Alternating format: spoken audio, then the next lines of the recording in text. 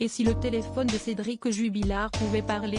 Depuis plus de 2 ans, et la disparition de Delphine Jubilard, les enquêteurs sont à la recherche de preuves pour déterminer ce qu'il s'est passé durant la nuit du 15 au 16 décembre 2020. Depuis le début de l'enquête, ils intéressent particulièrement au téléphone du plaquiste, un Doogee S55, qui s'est éteint pendant plusieurs heures ce jour-là.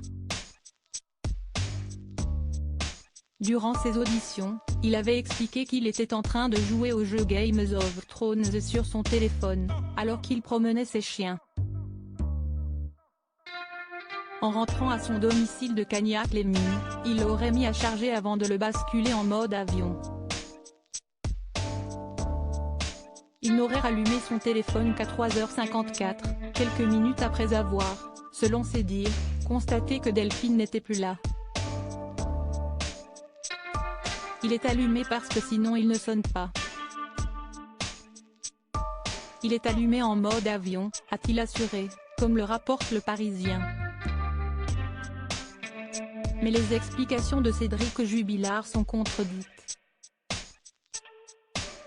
Selon une expertise demandée par les juges d'instruction et réalisée par un service rattaché au commandement de la gendarmerie dans le cyberespace, le téléphone de Cédric Jubilard n'a jamais été mis en mode avion.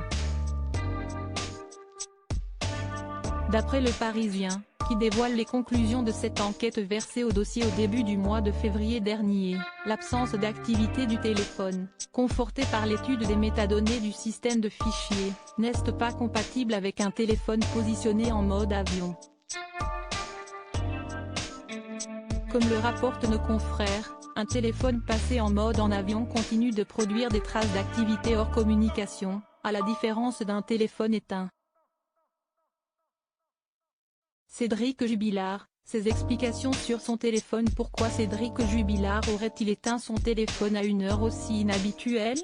Pourquoi a-t-il menti à plusieurs reprises?